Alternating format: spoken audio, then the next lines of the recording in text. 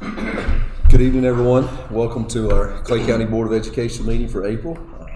We'll go ahead and get things started, and we'll do that with Mr. Jones if you'll lead us in the Pledge of Allegiance. All rise. Pledge. I pledge allegiance to the flag of the United States of America and to the republic for which it stands, one nation, under God, indivisible, with liberty and justice for all. Thank you. Mr. Caldwell, now read the Clay County Schools mission statement, please. The mission of Clay County Schools is to build high-quality learning environments that ensure all students learn at high levels. Thank you. The only announcement we have is our next regular board meeting will be here in the boardroom, May the 18th at 6 o'clock. Need approval of the agenda. That's in front of you, and you've been emailed that as well, so I entertain a motion. Make a motion to approve the Ms. Crawford agenda. has a motion. Is there a second? Mr. Caldwell, second. All in favor? Aye. Thank you. We have a couple of requests for public comment. I just want to remind each person that signed up for public comment that you have a 3-minute time limit. I think Adrian's going to put a timer up on the board for us so you can see that. And the first person there is Miss Stacy Ledford. You want me to come up here? Yes, Please, if you don't mind. That way we can put you on the camera and everybody on Facebook can see you talking as well. Okay, I'm here tonight to speak on behalf of parents, guardians, and family members with children in the Clay County school system.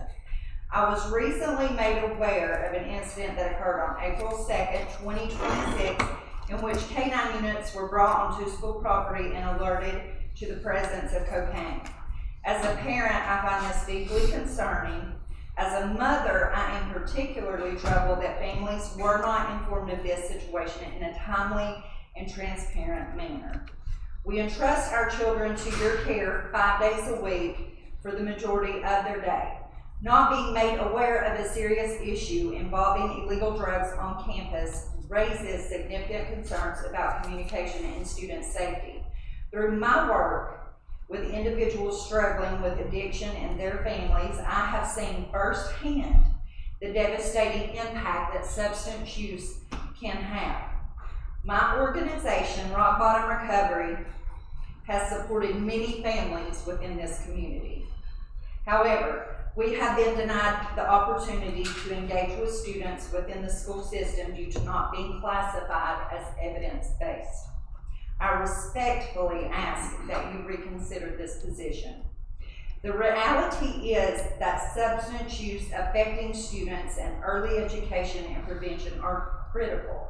I have been told directly by students that they feel uncomfortable using school facilities due to drug use by their peers. This should be taken seriously. I'm not writing this to assign blame, but rather to offer support and be part of a solution. I'm willing to speak with middle and high school students at no cost, sharing both lived experience and factual information about the risks of drug and alcohol use. I believe that honest, real-world conversations can have a meaningful impact on young people. It is essential that we take a proactive approach to addressing this issue. This includes transparent communication with families, timely intervention when incidents occur, and a willingness to partner with community resources to educate and protect students. My primary concern is the safety and well-being of every child in this school system, including my own. Given the increasing presence of substances such as fentanyl, where even a very small amount can be fatal, the urgency of this issue cannot be overstated. I respectfully ask, what steps will be taken to address and reduce substance use within our schools? What measures will be implemented to ensure parents are informed and students are protected? I am committed to working collaboratively to help create a safer environment for our children and would welcome the opportunity to discuss this further. Thank you for your time. Thank you, Stacy. Thank you. Thank you, Stacy.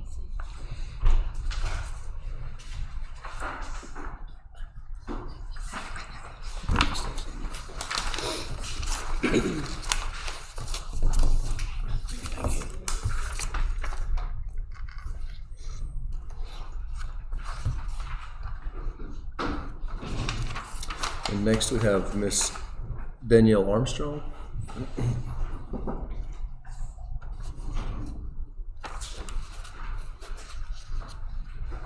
Hi there. Good evening. I stand here tonight not just concerned, but deeply frustrated and honestly alarmed.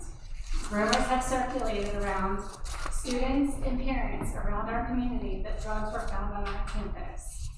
I did not realize Stacy was going to be here tonight. On April 2nd, my child came home along with many other students saying that cocaine was found on our campus. And not a single word was communicated to us parents. Not a warning, not a notice, not even a conversation. That lack of transparency is unacceptable. A student could have died that night. As parents, we are partners in our children's safety, but we cannot protect what we are not told exists. And we have to acknowledge something else that makes this even more urgent. Our children today are increasingly desensitized of the dangers of the drugs in our community. With ease of access, constant exposure through the internet, and the pressure to fit in, substances like cocaine are not always seen as serious, life-altering threats they truly are. That should concern every single one of us. So yes, I'm asking for a change, and I'm asking for it clearly. We need proactive measures, not reactive responses. Please consider clear backpacks. This is not about punishment, it's about deterrence and visibility. When students know there is accountability, behavior changes. Consider the use of drug-sniffing dogs in high-risk areas like bathrooms and locker rooms, not to criminalize our kids, but to prevent dangerous substances from ever reaching them. Install vape detectors in bathrooms. I have personally done research and they cost around $500. And I have to ask, what are our children worth? If relatively small investment can help prevent substance use, identify a problem area, and allow early intervention, why wouldn't we do this? We also need increased adult presence in vulnerable spaces and stronger monitoring policies that prioritize safety over comfort. And just as important, prevention through connection. Peer-led programs, mentorship, and open dialogue matter because teenagers listen to those they can relate to. Organizations such as Rock Bottom Recovery bring real stories, real consequences, and real hope into the conversation.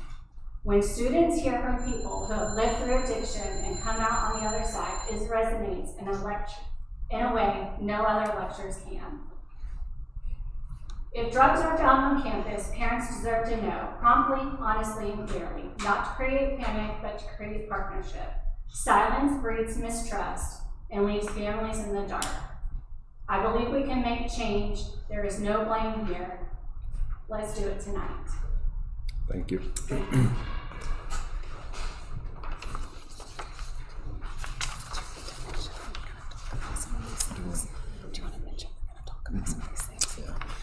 So Stacy, thank you, and Miss Danielle, thank you as well for speaking up. Obviously, you're welcome to stay. There is a line item on the agenda under the report section where some of these items are going to be talked about and addressed. So you're obviously welcome to stay and hear what's presented there. So there are some things in the works already. So thank you. We'll move on into the next section of our agenda, recognitions, and we'll start with Mr. Jim Saltz and CTE recognitions.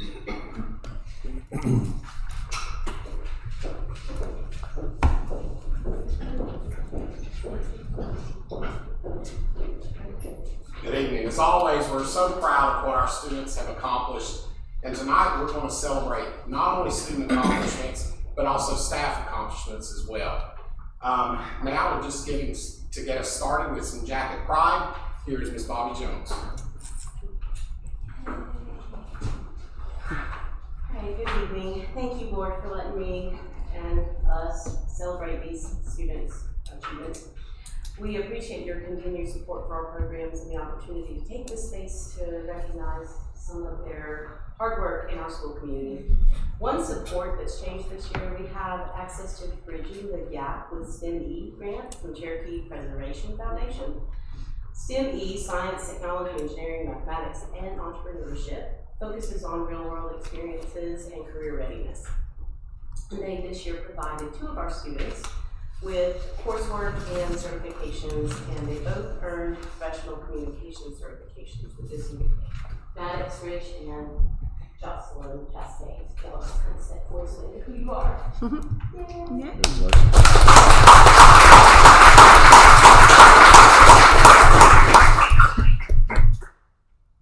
So tonight I'm going to recognize 6 of our business education students who have gone above and beyond this year. In the business department this year, students have earned 86 certifications in industry credentialing. The students that have earned Microsoft Office Specialist Expert level, project management, bookkeeping, and QuickBooks are listed on the slide, are being recognized tonight. Not all of them could be here, obviously, but as I call your name, this 5 that showed up, not 6, 5 that showed up, if you would come and get your certificates. As it turns out, most of them have more than one. All right, I'm going to lead with Jocelyn Chastain. She has earned Excel, Excel Expert, Access, PowerPoint, Word Expert, Word, and Outlook 2019. She has earned Professional Communication, QuickBooks, Professional Bookkeeping, Personal Finance, and Project Management. So let's give her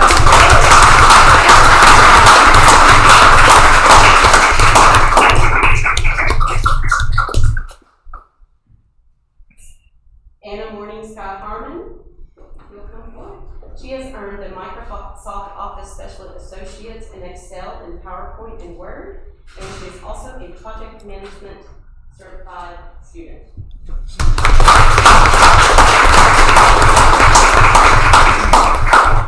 Maddox Rich. All right, Maddox Rich is a Microsoft Office Specialist Expert and has earned certifications in Access Expert, PowerPoint, Word, Word Expert, Excel, and Excel Expert. He's also a Project Management Certified student, has Professional Communication Certification.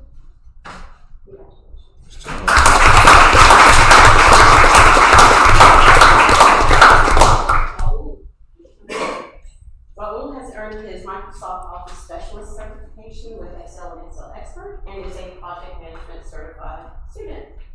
Congratulations.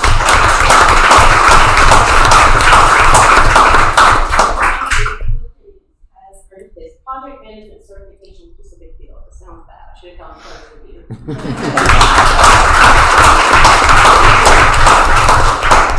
All of them have had a whole lot of hard work.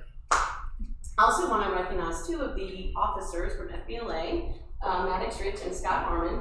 They have begun their work on Business Achievement Awards, which is a national Future Business Leaders of America program that requires they learn leadership and show ethical boundary recognition, and they also have to complete an 80-hour service project, which they're 3/4 of the way through. So next year we look forward to actually getting that sort of big recognition from Future Business Leaders of America. That's awesome. That's right.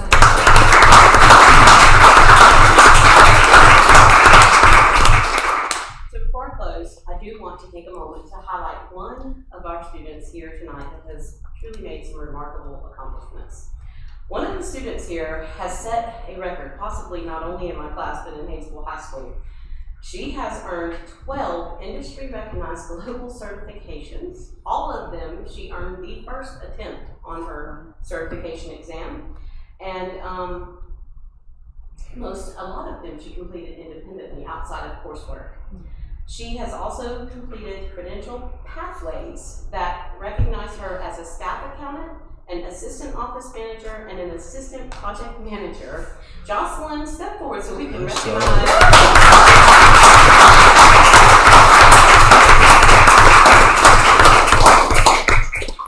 Congratulations to all of our students. Finally, I just want to thank you, board, for letting us come out here tonight and support that you give us, continued support, and to all the business partners that help make this possible. Thank you. Thank you. Nice job. I told them I might put them on the spot as good leadership goes. If you guys have any questions, by all means, they are ready. Yes. No one's gonna put them on this. I have a Oh, question. here we go. Jocelyn, since you have the most, which one was the most difficult? QuickBooks Online. It took so long to actually understand the actual way of using it, and the videos that they gave us was different, and some of the actions didn't match up with how their program was. And if I had to say a second most, it would be bookkeeping. This year, about 95% of the state of North Carolina did not pass that certification because it was set as the final for accounting 1, and I was one of the guinea pigs for it. Oh, great. Nice job. Great job. That's awesome. So what are your plans, Jocelyn? I plan to go to App State for their flight path and get my degree in accounting. Awesome. Well, thank you Congratulations. so much again. Yeah. Thank you. Thank Great you. job. Thank you. Y'all come up and get a picture. Yeah. Great job, kids. Don't leave yet, don't run out here, Spencer, cross it. Good job, guys. Yeah, well, I'm here. Yep, you're good. You good We'll now? find a spot to fit in. You're You fine. couldn't get here behind my wife.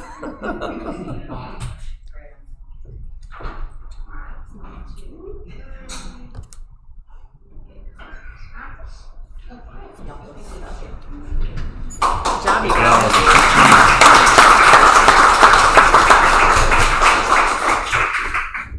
And next we have Mr. Wade Fires, so I'm gonna turn it over to our automotive experts. Thank you. First of all, it's an honor to be able to work with these young men. And we're blessed to have an automotive program. We put people to work all over the state. And not only all over the state, all over the nation. And Adrian Fuentes, he came to us a little bit late. He had already started, but he's been a pleasure to work with. He's a fine young man. He's got I think it's an entry-level maintenance light repair certification from ASE. There's a standard you have to adhere to be able to take tests. He's got the hours. He took the test and passed. Robert Gorham, he's got maintenance and light repair. He'll be doing electrical this 9 weeks. Kevin Ledford, he's got maintenance light repair. He'll be attempting electrical. Larry Ledford, he's got entry-level maintenance light repair. Peyton Owens, he got electrical, and I believe he also has maintenance light repair. We started this sort of in the mid-spring when he was taking classes. But Jesse Breckville, he was entry-level electronics. These young men have been tremendous in their attempt to take these tests. They're like a 60-question test. If these students come to you and they got this award, they went above and beyond most. And if they've got a blue folder, if they come to you and they got that blue folder and the task checked off, they have done those tasks. Okay. Was Blaine Steelwell included in that? Blaine Stillwell. I mean, It's like hard to see because it's little, but it's light repair. okay, great. Yeah. The students couldn't be here, most of them were engaged in something else this evening. But, that's about all I have. Well, thank you, Ray.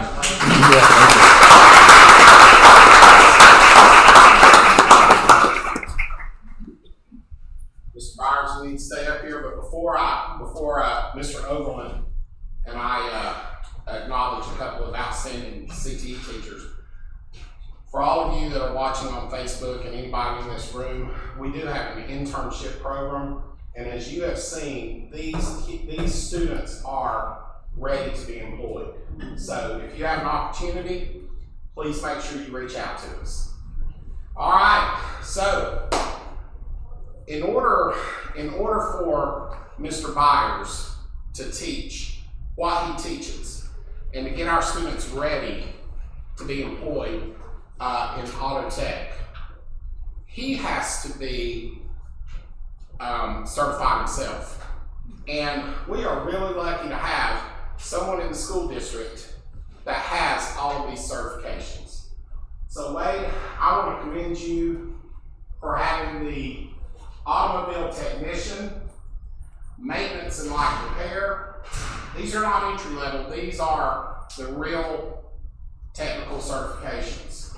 Engine repair, suspension and steering, brakes and braking systems, electrical and electronics, heating and air conditioning, and engine performance. And he has many, many more.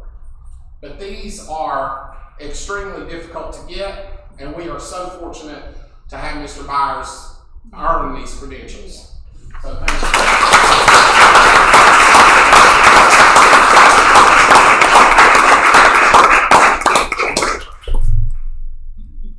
And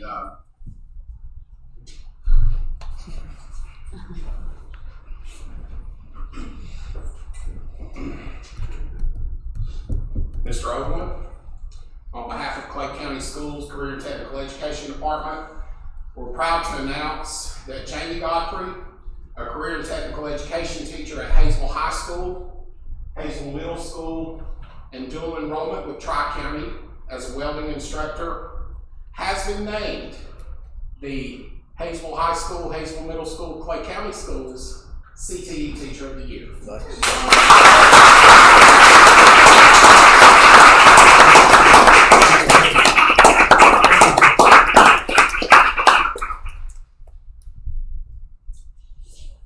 He's going on back to sit down, but I got a couple other things to say. Mr. Godfrey represents the very best of what CTE is meant to be. His ability to inspire students at every level, from introducing career pathways at the middle school, building real-world construction skills at the high school, to delivering rigorous dual enrollment opportunities with Tri-County Community College. We are so fortunate to have him. So again, he is going to be competing at the state level. So.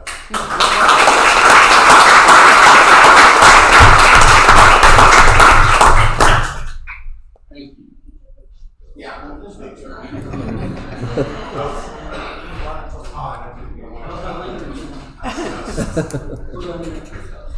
Right here in the middle. We're sticking right in the middle. Congratulations. All right.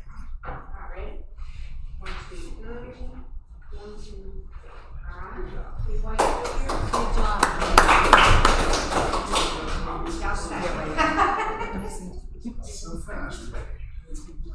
Wade thought he was going to sneak out. That's right. There you go. 1, 2, 3. Thank you. He's getting closer to the door.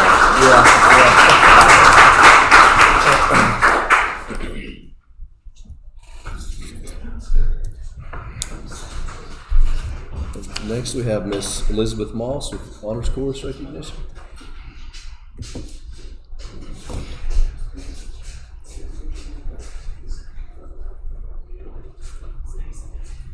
Good evening. I'm here tonight to present to you our middle school all-state participants. They auditioned and were selected to participate back on March the 13th and 14th. So I'm so super proud of them. They all worked very hard, and as some of the other teachers have mentioned, a lot of this was done independently at home. I did work with them some after school basis, but they worked really hard on preparing their music and memorizing it, so that way they would be prepared for the weekend that we spent singing with around probably 150 other singers per choir. So let me go ahead and give them their certificates, and then I'll tell you a little bit about what choir they were in.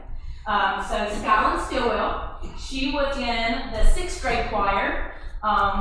And this was a kind of a new experience, being in 6th grade. She'd never been to something at the state level before. And she's one of my leaders in my classroom. She always steps up to do solos and she's always the first one to want to audition for things, and I think she does have some career aspirations in music, so we want to nurture that and try to cultivate that. And we certainly would not be able to do that without the support of our Board of Education and our school system, and also our community at large. So congratulations, Skylar, for your participation. Next, we have Miss Ellison Wayman. She also is a 7th grade chorus member, a very strong leader in my class as well. She participated along with McKenna in the mixed choir and did a very, very, very good job. I'm super proud of her. She also did audition for honors chorus as well, and she was very, very close to being selected. There's just, as y'all know, tons of sopranos that audition, and so that makes it a very difficult thing to accomplish, but we're hoping that she will continue to audition for those things. She has a very strong voice, and I'm super proud of her, so congratulations. And finally, we have Miss McKenna Moss. You'll have to forgive her softball wear. She was back for softball practice. And as many of the other teachers have mentioned, our students here at Clay County are involved in lots of things. And I think that that is a very strong characteristic for future readiness. And I'm so proud of all 3 of these, but especially McKenna being my own. So she was in the mixed choir as well. This is her 2nd year. Also was Ellison's 2nd year representing. And I'm just super proud of them. I'm looking forward to them moving on in my high school choir, and I'm just super proud of them. So, congratulations. I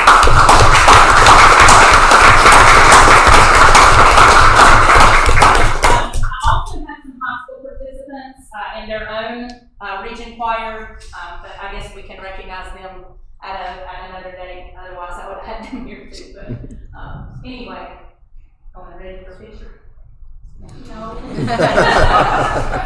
Good job, you guys. Good job, ladies. Congratulations.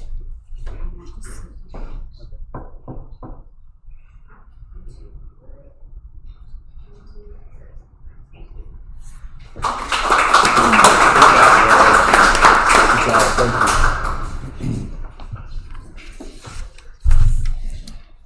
And next, we have the report section, and we'll start with student safety and community response. We've got a joint presentation with Ms. Godfrey, Mr. Overland, Ms. Stacey Ledford, Mr. Tyler Fagard, and Ms. Lori Ross. So.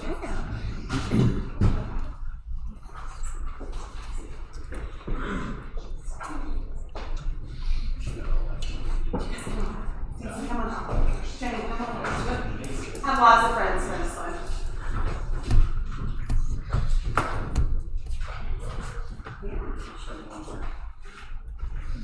Good evening, everybody.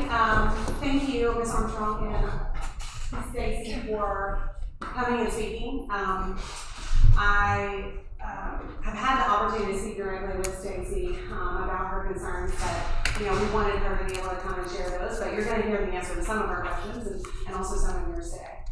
I want to let you know that this most recent situation with our high school students has really shook us in a way that we're not prepared for, and has been very alarming to us. And so, as a follow-up to that, we wanted to kind of share what our goals are, what our challenges are, and I want you all to know that there are already plans in the works with this group of people to address these concerns, because our children are our most precious asset, and we have to do everything in our power to keep them safe, not just as a school system, but as a community and as law enforcement and as parents. It has to be a unified approach.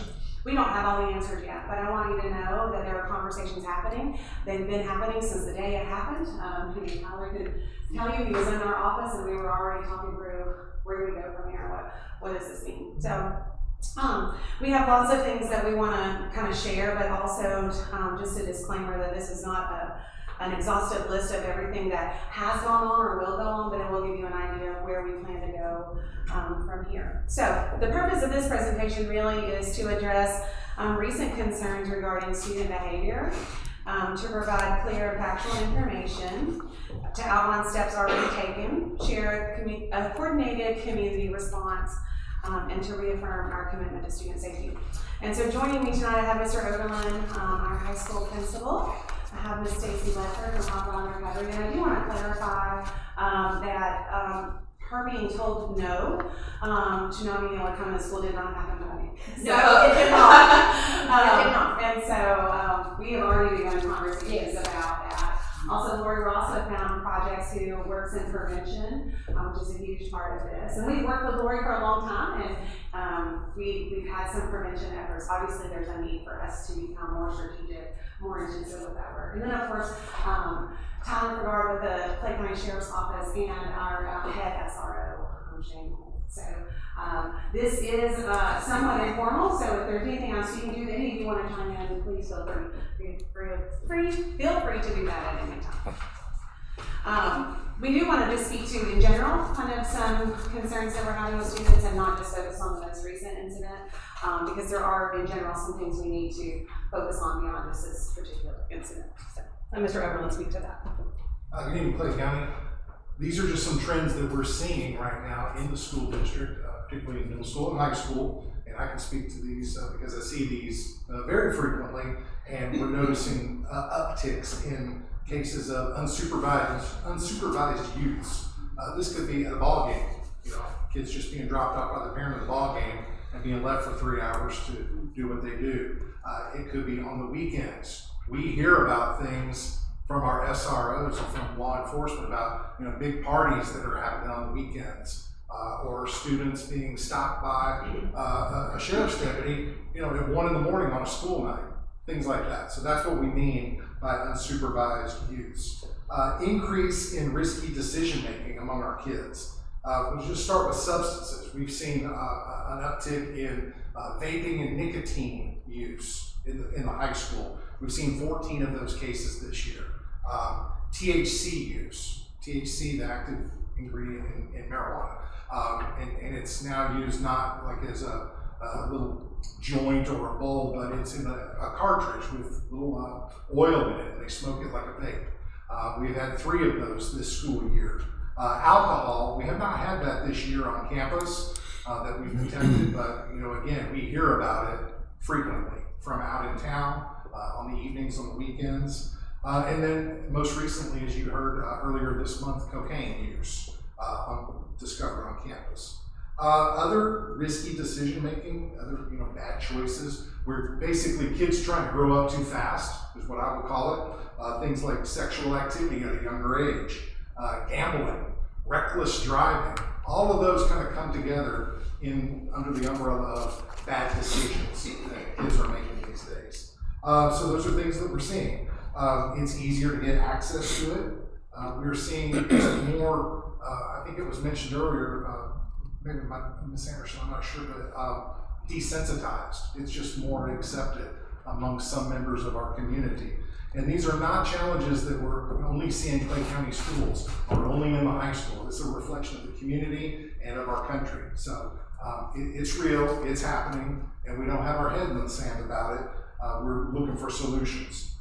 So how does this affect us? Looking at the middle column of our slides here, the results is that we have a lot of welfare checks. A lot of times that we'll get a report in the evening, and we've got to call the sheriff's office because we don't know if this is just a false report or is something really dangerous about to happen. So we'll call the sheriff's office and ask them to do a welfare check at the home. Okay. Also, just getting the sheriff's deputies and the SROs involved in a lot more cases in our schools. And then IVCs, if you see that, IVC is an involuntary commitment.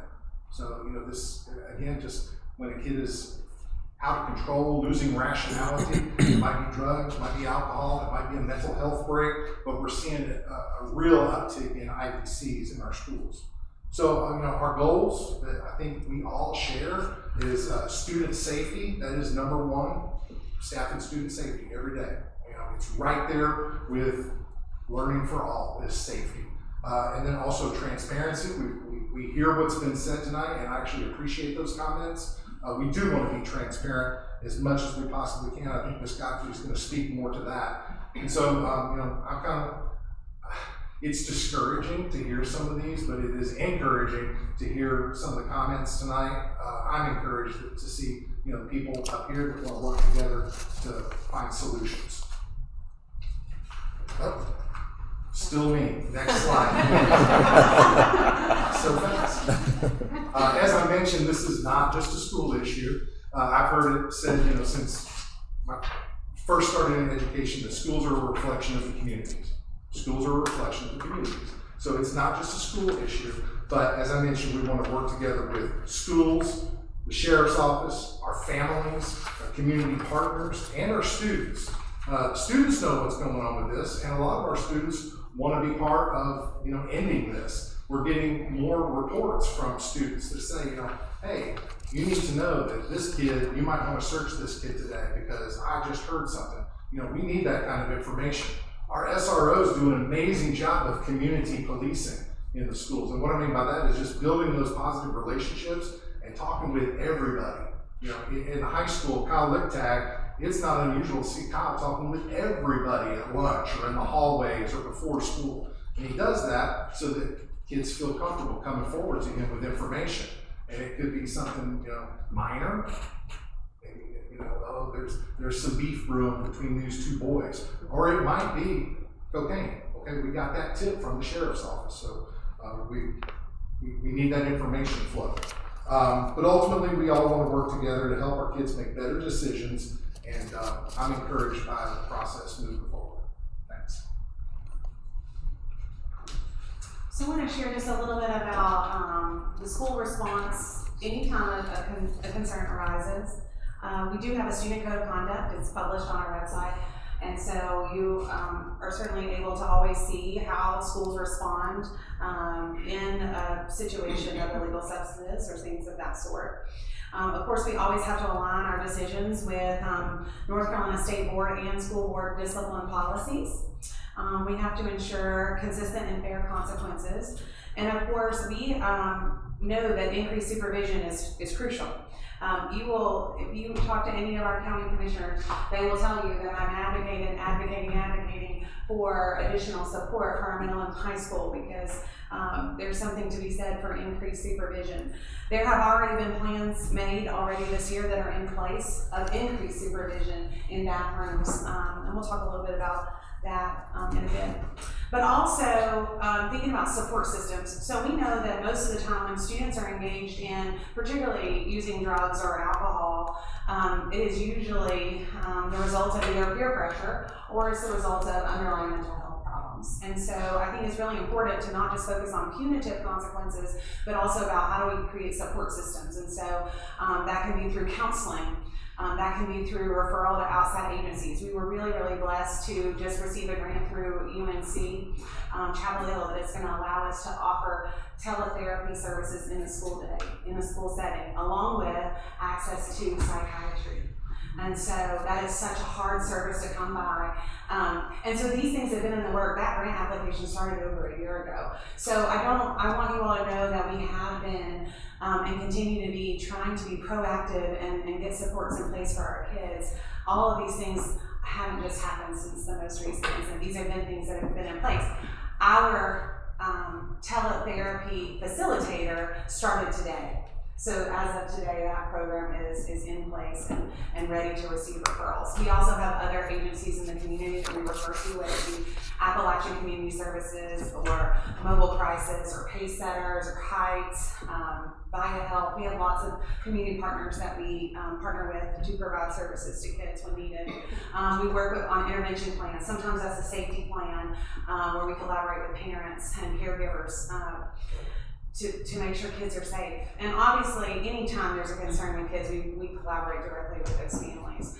So it definitely is a two-way street of being punitive, but also being supportive. And so that's the approach that you can find. Mr. Oberlin is going to speak to our next slide, which is some things that were previously in place or continue to be in place. This is not an exhaustive list. I asked Lori, because I've only been in this position for a short time, and so I said, Lori, tell me some of the things that we've done in the past, and you sent me a long list of things that that we have done as far as drug education over the last, what, 5 to 10 years maybe. But they weren't all from us though, because you brought Poe in yourself. I did. Yeah, so that was last year. Poe came from, I think it was Raleigh.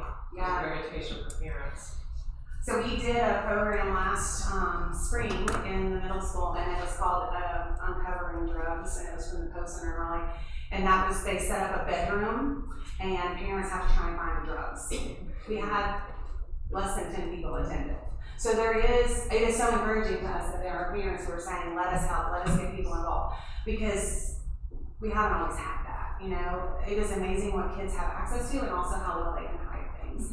And we experienced that. Mr. Oberlin's going to probably speak to some of the challenges we have with trying to get things out of their possession, because they're very good at hiding things. And so that was something we intended to do, but it wasn't well received. And so we definitely need, as we move forward, more input from all of our community stakeholders as well as our families as to what is meaningful and helpful in these situations, to give the most buy-in and the most effect from the efforts. So just a few things that have been in place and continue to be in place. We increased our bathroom supervision this year. We used to just do it after breakfast and after lunch, but we found really any kind of behavior issues, they're generally not happening in the classroom with the teacher right there in the room. They're happening during transitions or during less supervised times, maybe during lunch or in bathrooms, locker rooms, things where times in the school day where there just are not as many adult eyes right there. So that's kind of the challenge. But we have stepped up the frequency of our bathroom supervision.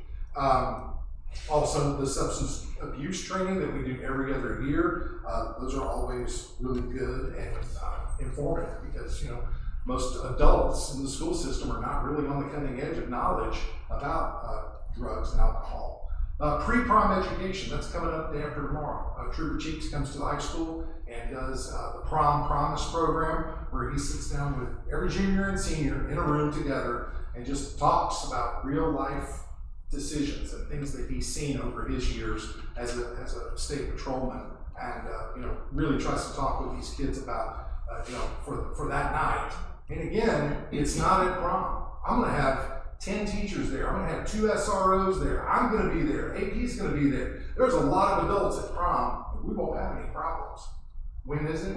It's after the prom. It's after they get in their cars and leave the Beal Center and go off, so we don't know where. That's when problems happen at unsupervised times. At the younger grades, things like DARE for 5th graders, and then also Red Ribbon Week in October. Those are awareness and education efforts that we're doing. Another that's not on here, this year we spent a couple $100 and got a metal detecting wand, like you would have at TSA at the airport, where they wand you. And we did that because students, like Ms. Godfrey alluded to, they got really crafty of where to hide their little vape devices, maybe in their bra or in the back of their underwear waistband or something like that. So, when we have probable cause, or I guess reasonable suspicion, really, in the schools, that's the standard. If we reasonably suspect that a student has something they shouldn't have, we're going to do a search. And we're going to maintain their privacy and their dignity. But we're going to go through their backpacks. They're going to pull their pockets out. They're going to raise their pant legs up. And we're going to look at their socks or take their boots off. I mean, it's a pretty detailed search looking for these things when we have a reasonable suspicion of it. And the wand has been effective too. That has helped us find more issues, I guess.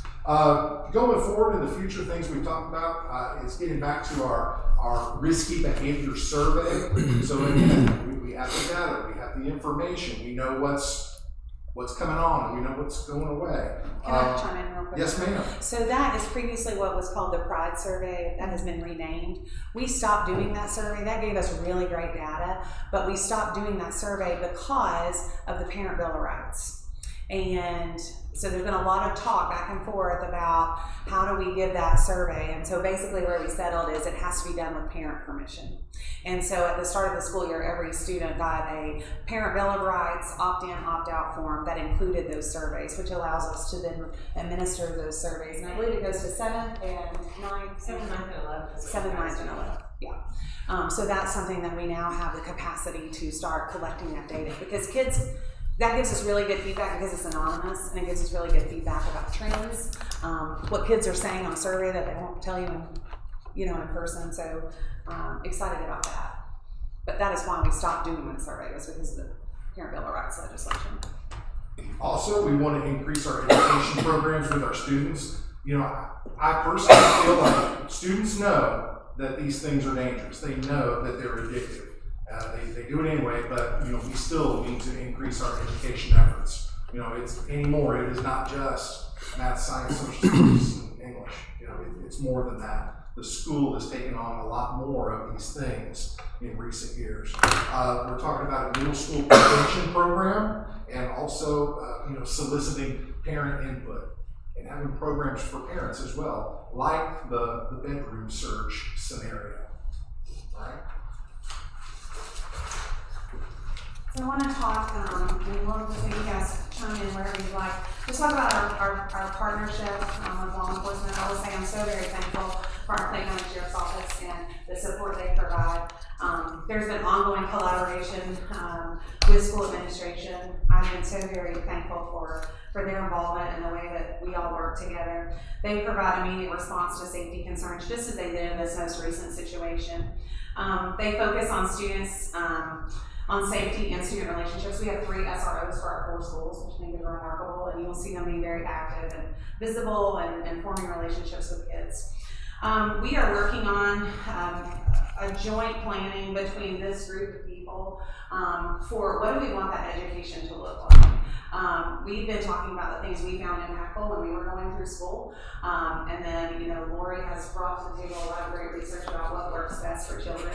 So we're putting those things into place. Mr. Overland will speak about that in a bit, but obviously the Sheriff's Office is very instrumental in what that's going to look like moving forward. As you know, there's been things that we've been doing, they're just not intensive enough, and we've got to be more intensive. In the past, we have had a K-9 unit here randomly, and there's really no schedule to what that has looked like. It's been random, or when we have asked for it. We have asked, following this incident, for there to be more increased visits, and as a matter of fact, I'm sure you're aware of what's going on with Luca the dog, but they were actually headed this way when his medical emergency happened. And we had committed to doing weekly pass-throughs with the dog, and obviously we missed last week because of Luca's emergency, and Luca's taken some time off. But Stephen Smith of the Sheriff's Office has arranged another dog to serve in place of Luca, and those visits are starting weekly beginning this week. But for a while now, probably over a year, Shane, we have been working to have a plan to have a full-time road dog here. And so Shane will be the handler for that. We have known for a long time that that's something that we need to have here. And the local Clay County K-9 Initiative has worked very hard to raise the funds so that that can be provided to us at no cost. And so we're very thankful for, that was a lot of fundraising, over $20,000 to be able to provide that and the equipment that goes with the dog. And so that should be in place, we're hoping in August. So that's been in the works for a long time, and we're super excited to see that come to fruition. And obviously, as you guys mentioned, this is about deterrence and safety. It's about being proactive, not reactive, and that's what we're aiming for. Anything you guys want to mention further about that? I would just like to say, as for parents, when you see law enforcement at the school, we're not there to throw kids in jail. I would much rather have a mom or a dad come up there and what I call a daddy justice or mommy justice. Because I'm telling you, I've been worn out. That man right there has worn me out before in school, probably sadly. I don't know. I think a lot of stuff can be handled in-house as far as that kind of stuff. Again, we're not here to take kids to jail. I just want parents to understand that. I heard you say tobacco. I got caught dipping in Miss Jones' class in 8th grade, Linda Jones. I had to swallow it. I've not dipped since then because Coach Sparta made us run for 2 hours straight afterward. I'm a firm believer in teachers handling it, parents handling it. Obviously, cocaine's a little different.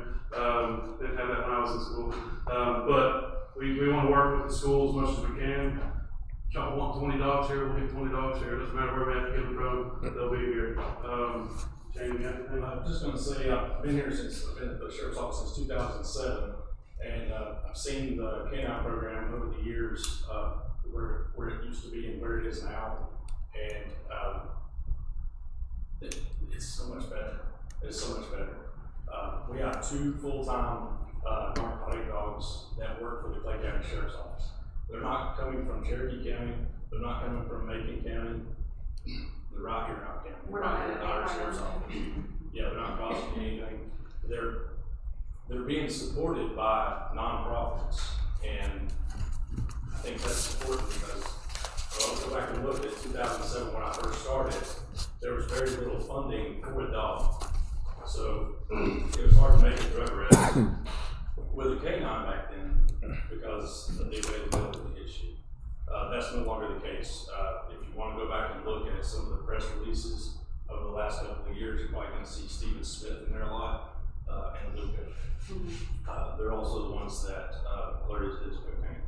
So that history is tied into hopefully the future as they're trying to expand their canine program for the school. That will look a little bit different, so we're not rushing into that because a school dog is not the same as Luca. They're a little different, but they're still here for the same reason, and that's to make the school a safer place. School dogs are just as trained, if not more, than another canine like Luca. They are multi-service dogs. They do multiple things. So I hope and pray that this happens very soon. Yeah.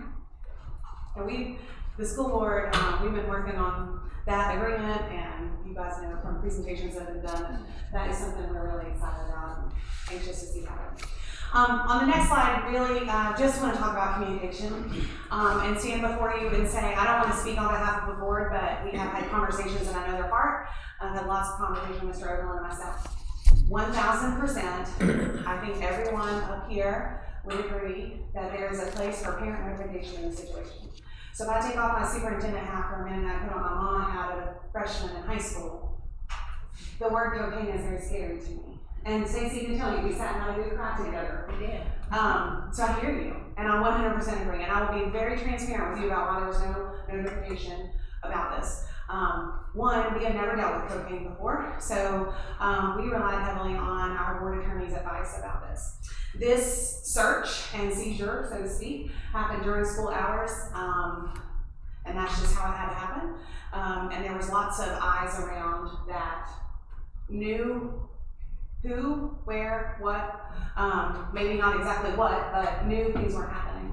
And because it was very public, it is difficult to release information without inadvertently disclosing students, even if you don't say their name. And so the school system is bound by FERPA, which is the Family Educational Rights and Privacy Act. And based on the circumstances, our board attorney advised us that we should not issue a press release regarding this. We all felt like parents need to know. And so I think we would take what we've learned from this and act differently in the future. That doesn't change FERPA. So the conversation I've had with law enforcement is, can you communicate for us? Because they operate under different rules than we do. And they can share things, particularly when law enforcement is involved, as to what they're dealing with, that we can't necessarily share. And so we had a meeting, not this past Friday, but the Friday before, and that was the topic of the conversation, is how can we collaborate together with communication to make sure our parents and families are informed but we're staying within the realm of the law as it relates to student discipline records. So I think that we have a good plan moving forward, that you can expect there would be better communication moving forward. And Mr. Oberlin and I are both encouraged that there is concern and that you want to know. And we both have high school children ourselves, and so I hear you on that. And I'm thankful that we have a partnership with the Sheriff's Office that we can say, moving forward, I need you to say what I can say. Are willing to do that. Show like our page too. So I want to turn over to Mr. Oberlin and all of these friends who want to share a little bit more about just kind of our overall thoughts about how do we work together and what do we bring to our kids that's beyond what we're already doing that's going to make a meaningful impact. So we've heard the word collaboration from us, working together for us a lot tonight. You've heard enough from me. What I wanted to do is introduce a couple of folks here. First, Stacy Ledford from Rock Bottom Recovery. Is there anything you'd like to share? Well, yeah, but I can't talk fast, y'all. I had to read that 3 minutes really fast. You're not timed right now. I don't talk fast, so that was really hard for me. So I have a junior board within the school, and I have an amazing group graduating this year, and I really hate to see them go. But I work with these kids. They come in on Narcan trainings. I make sure that they're trained to use Narcan, because when they go off to college, I don't know what they're going to see. I want them to carry Narcan on them at all times, so if they see somebody out, they know what to do. They know the steps to take. You can talk to any of my kids that's on the junior board. Carol, they come to our meetings. They listen to the testimonies. They listen to lived experience. And instead of throwing statistics and numbers at them where their eyes are just going to start glazing over, they're hearing real world testimonies. They're hearing it. They're seeing the person standing there saying, yeah, I was in prison. This is why you don't want to do drugs. This is why you don't want to go to prison. Kids, you grab their attention. And I'm not saying through fear, but these kids, as Danielle said earlier, are desensitized. They have no fear. They're indestructible. They think nothing can happen to them, just like we all done at the age of 16, 17, 18. You think it's never going to happen to you. I was 42 before my addiction went full blown. So I'm not coming to you saying that I have all the answers. What I am saying is that I'm willing to work, and I'm willing to work hard. I have had kids in this junior board since 2018. Every year, Rock Bottom gives scholarships to them. You can talk to any of them. Landon Trout and myself. Landon Mosley has pulled together statistics, because that's what some people want to see. And he and I have worked tirelessly this year to make Rock Bottom evidence-based. So if you want to see the numbers, you can see how many people we're helping in the 7 western counties, Towns County, Union County. We don't know any boundaries. So I'm here to help serve you and your students. Whatever that looks like, I'm available. If I need to go stand in the bathroom and be the vape ninja, I'm here. Whatever we need to do, I'm willing to do that work for y'all. Okay? I have my Rock Bottom recovery meeting at 7, and it's 3 minutes till. Listen, we're almost done. You were perfect timing. Okay. Thanks y'all so Thank you, much Stacy. for your time. Thank you, Stacy. Another one of our really valued partners that covers all of Western North Carolina, but is really based right here in Haynesville, is Mountain Projects, Lori Ross. Lori, is there anything you'd like to share?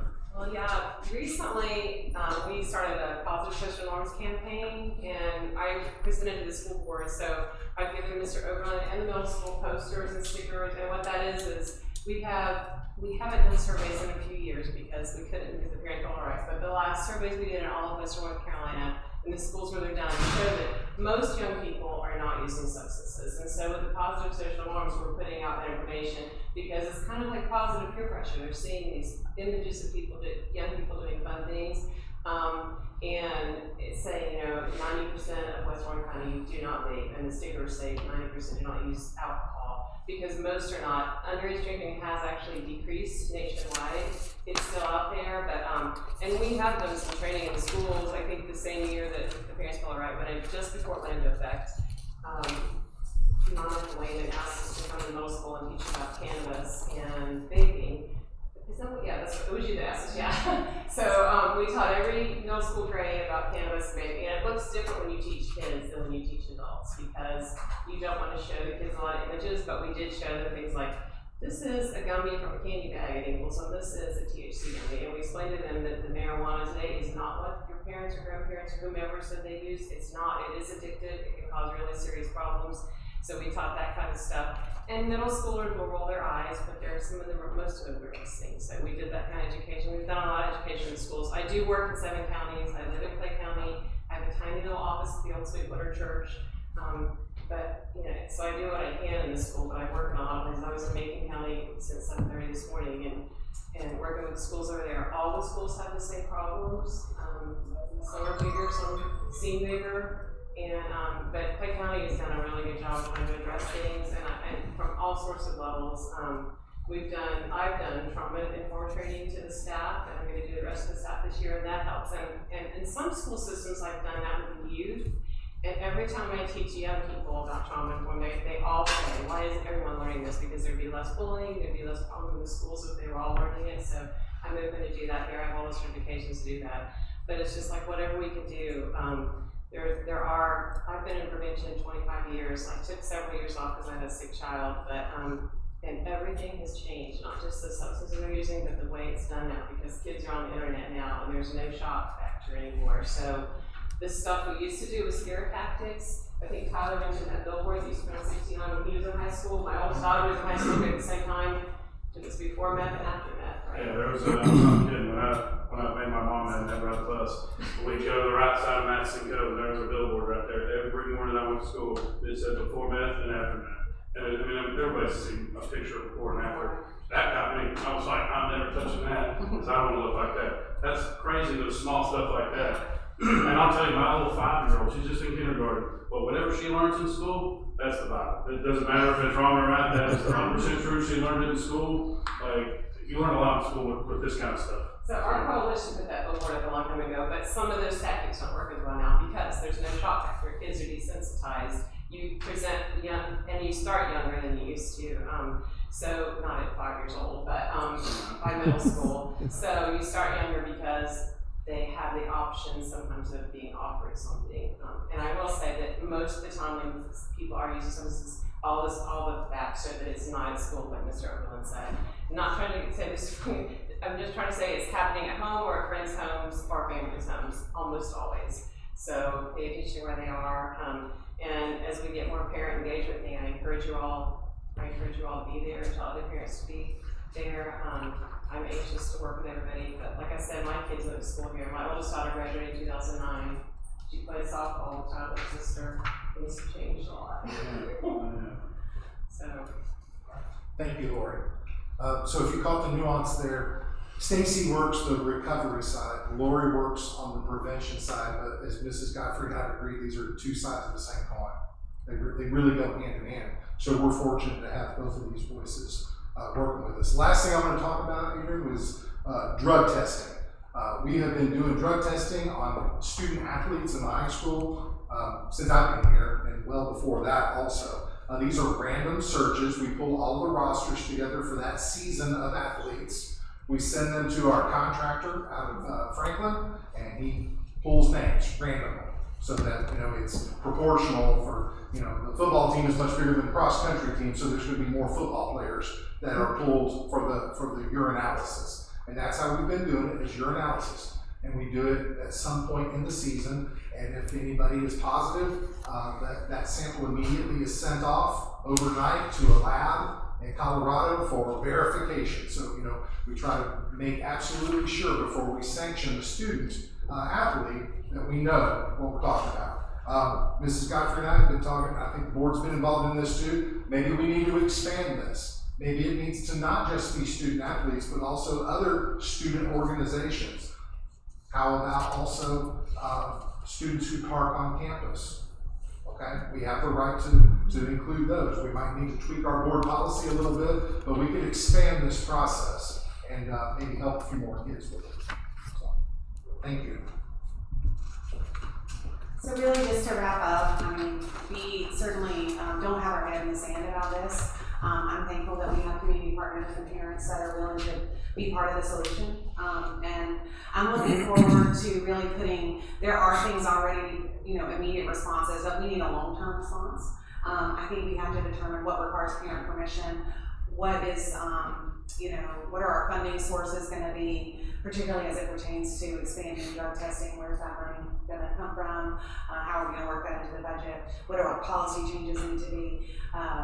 And really, how can we put different agencies together to make a cohesive program that is going to be meaningful and impactful to our kids? And so I'm thankful for all of your willingness to be here. I know we've talked for a while, but I think this topic deserves that. And just know that there's been lots of conversations already about what do our kids need. And as Stacey said, she's got a junior board that's very vocal and active and willing to give feedback, but we also have other student groups that Mr. Oberlin and I discussed before the end of the school year, letting them have input. So as we're making plans over the summer, what do they feel like their peers need? What are they saying about what would be impactful? I certainly think the student and family voice is important as we make plans. So we don't want to just throw something together. We really want it to be thoughtful and intentional to meet the kids where they are. Do you all have any questions? Questions or comments? I'm just appreciative of the community coming together to help us come up with a solution and parents speaking out. We appreciate that. I mean, it shows that, we have the support that we, to kind of further our policies and stuff like that. So, Certainly not a lack of concern on our part. no. It's a lack of knowing exactly how to get forward. Thank you. Very good. Thank you all. Appreciate Thank your you all. patient time.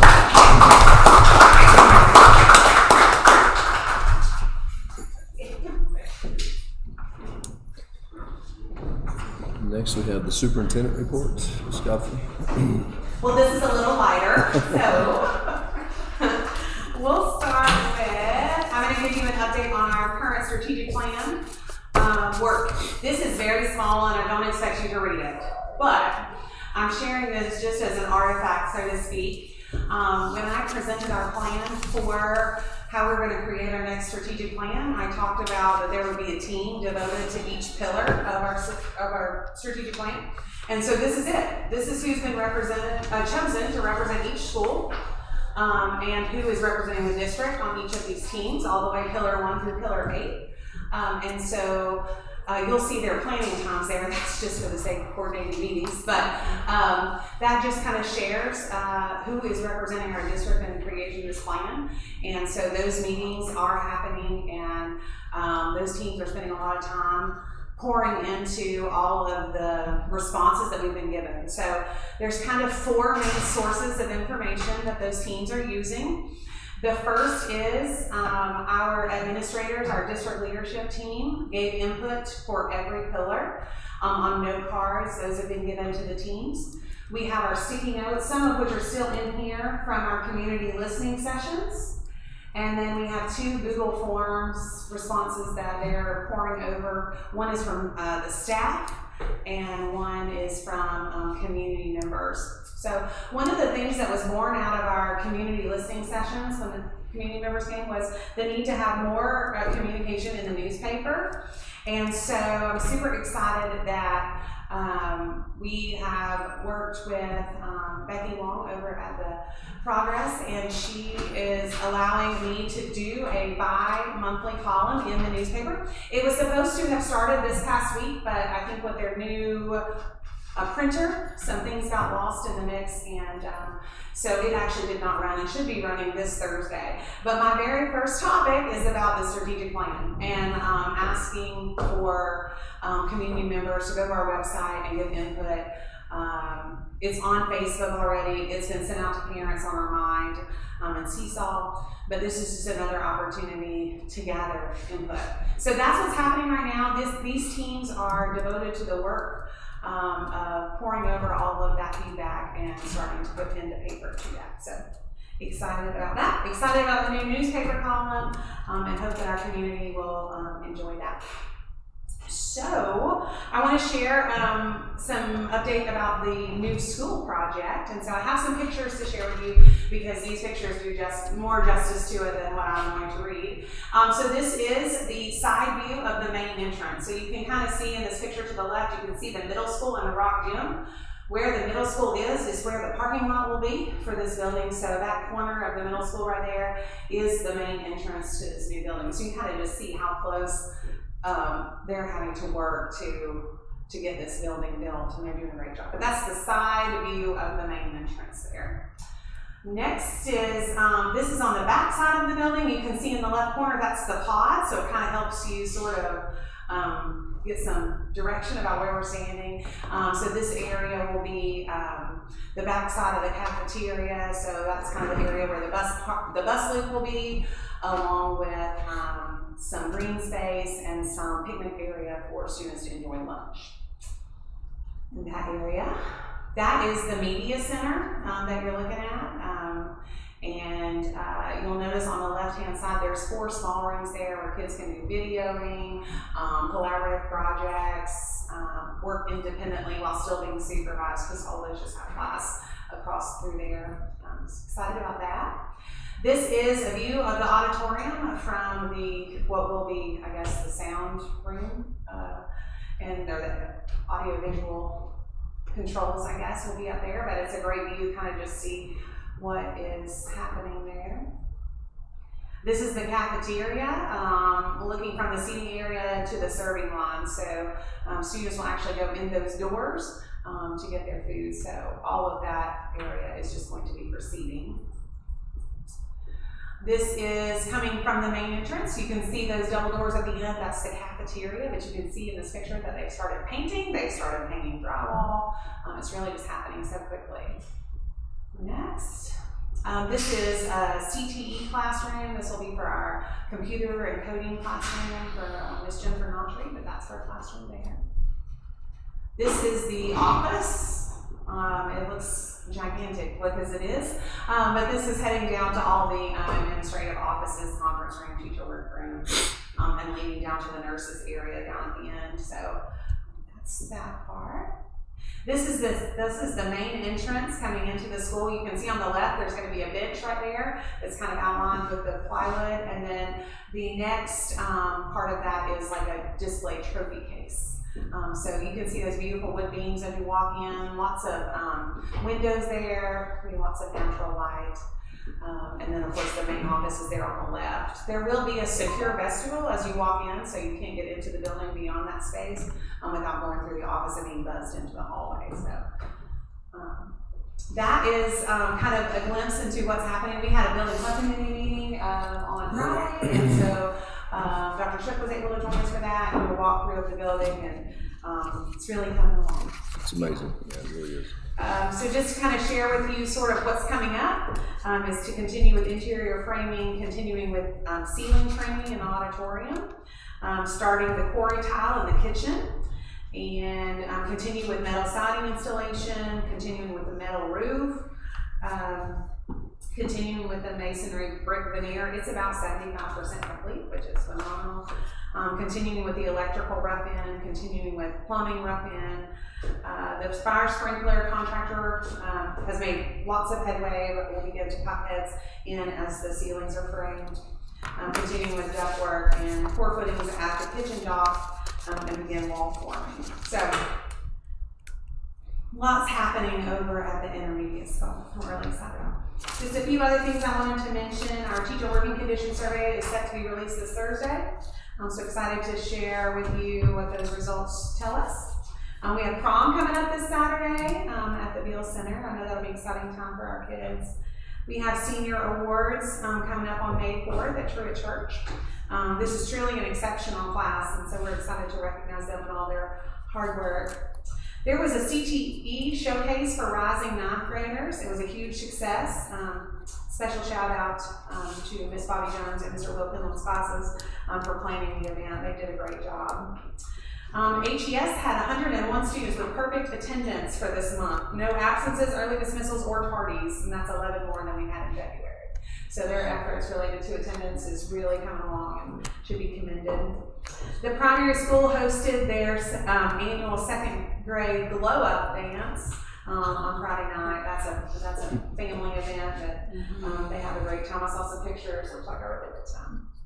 We did just have Special Olympics last week, and so there were some very sweet send-offs for our athletes, and lots of great stories. I know Angel got to attend that and came back was beaming with how great our kids did and what a wonderful event it was. And so that leads us to assessment season is upon us, and so from now till the end is kind of rough. So be thinking about our teachers and our kids, as this is just a stressful, hard time of year, starts to get warm and, you know, it's just hard. It's a hard time of year. But also an exciting time to see how much our kids have grown and all they've accomplished this year. So I'm looking forward to seeing their results. Do y'all have any questions?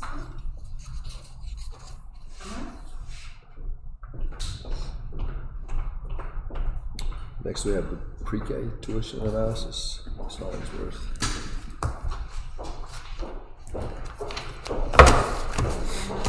Shelley has all the things.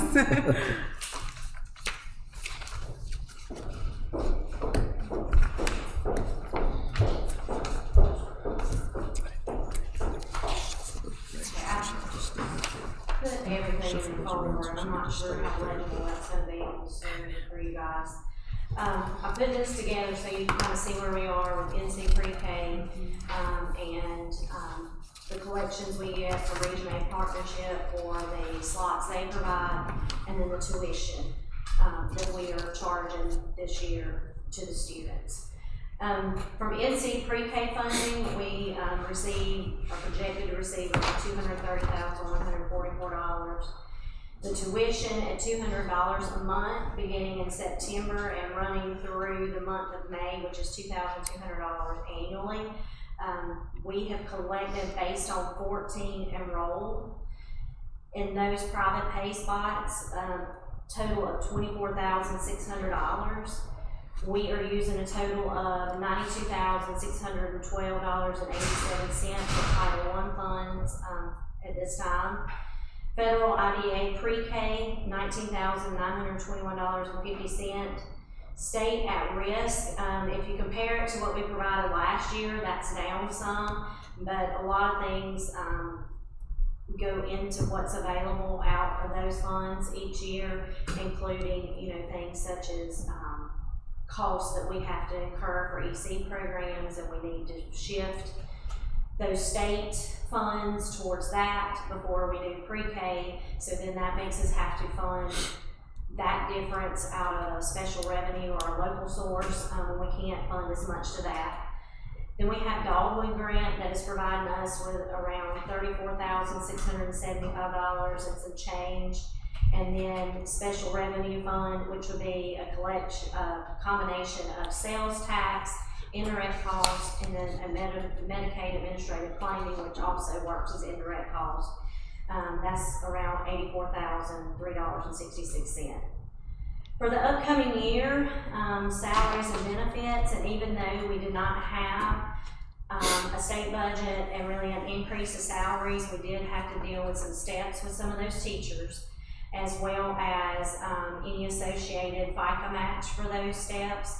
And then we did have an increase in our retirement match to 24.67%. So that kind of all goes into that total. So salaries and benefits just for that program, this includes the four teachers assistants, and admin, at $602,895.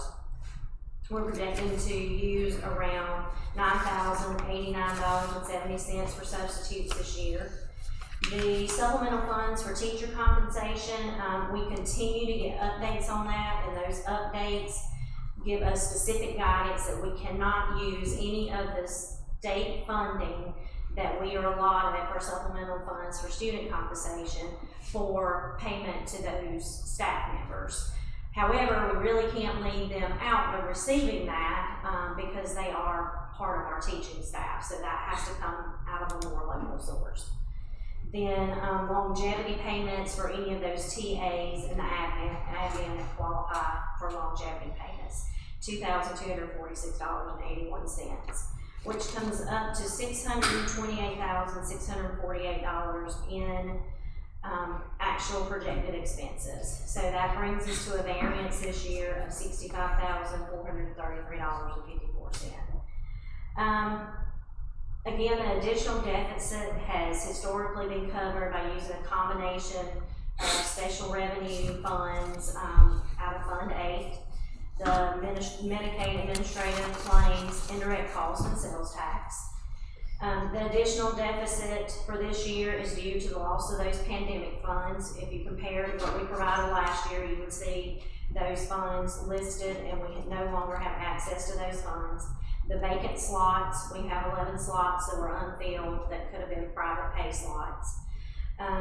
Increase in teacher salaries due to the step increase, retirement rate increase, and we did also have a health insurance rate increase for the employer portion this year. And then, of course, as I said before, the continued guidance that supplemental funds for teacher compensation for pre-K cannot be funded with state allotted funds. And then the less at-risk monies available for use due to rising EC program costs, and those are for costs for services we have to provide. You can see right below those notes where I provided you with information on how many NC pre-K slots we have that are funded. That's included in that $230,144. Then we have 14 private pay families. And if you go and do the math, it's not going to come out exactly because we did have a student leave mid-year that dropped us down to 13, and there were several months that passed before that slot was filled again. So, and you're always going to have those kind of variances every year. And then total enrollment for 61. We have a maximum pre-K capacity of 72, so that means we have 11 slots available that we could fill for, which, I mean, there wouldn't be much need to fill for this year. It's almost over, but that was 11 slots this year that we did not have filled and did not collect revenue for. Down at the bottom, I provided you information since for enrollment of 25 private pay slots. If we were to fill every one of those 25 slots that we could, what that revenue would be provided if we increased like a $50 increment, so it gives you several options there. If we continue to have an enrollment trend that we're 14 or so students, then you can see what revenue that would provide and what the difference in that is. In the governor's budget, he is including in there a possible 6% increase to NC pre-K reimbursement rates. But when you apply 6% increase to what we currently get, the $230,000, that's only a $13,809 increase. I mean, it helps, but it's not going to take care of the situation. So just as a reminder to everyone, we are currently charging $200 to our private pay students. Those are students who do not qualify for NC pre-K. Basically $50 per week. We no longer charge the snack fee. We've incorporated that into that. And so last year when that was put into place, we agreed that we would provide this information to you annually for your review and consideration. We just have this as a report this month, so you have time to digest it, think about it, and if we want to take any action, we can certainly consider that for the May meeting. But we wanted to just provide to you where this tuition that we have implemented this year got us and where we're still lacking, so to speak. So you're $800 a month, right? For a kid, private pay. Oh, it's $50 a week.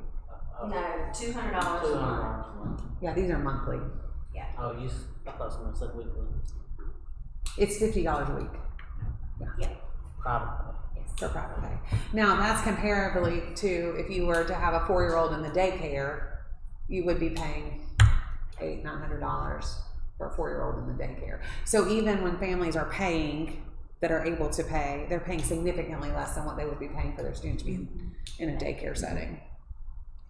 So. And you said the 6% increase would only be $13,000 roughly? It's just to this NC. It would be around not even $14,000 on $230,000. Yeah.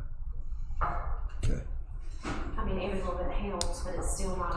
Well, why there's like 11 baby slots, and there's a big demand for childcare. It's the birth rate for this group of this age group. Yeah, 13. Yeah. It's like the other programs aren't full for this age group. 65 now. Yeah. These are COVID babies, right? No. Yeah. Yeah. 2022. No. Illinois in there. She's a COVID baby. Hudson's a COVID. Should be.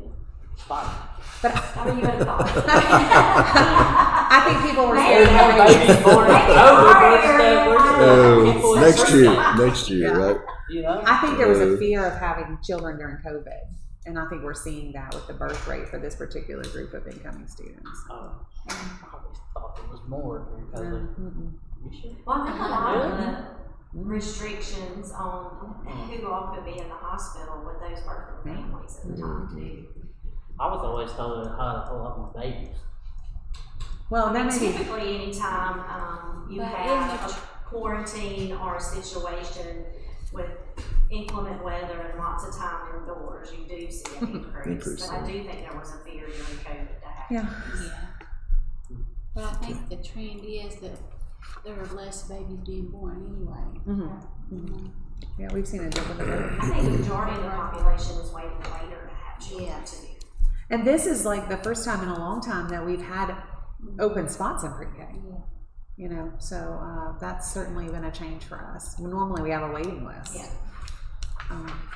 So you're saying on average, the last 3 or 4 years, 5 years, all those private pay spots have typically been full? Would you But say? we didn't have any, yes. So we would be funded at the 47, 48, somewhere around in there for those kids who qualify for NC pre-K. Right. But for those other kids, they attend free of charge. At the- but right. we don't get any money for those Right. children. At the Yes. time, they were attending free of charge, but they were typically full, you think? Mm-hmm. And then you have to consider we weren't charging before either, so I don't know if that could have some Was it impact on it as well. Yeah. Yes, right. We weren't charging at the time, but it seems I think as it's just a combination of those things, you know, just added. Can't start enrollments now too. Yeah.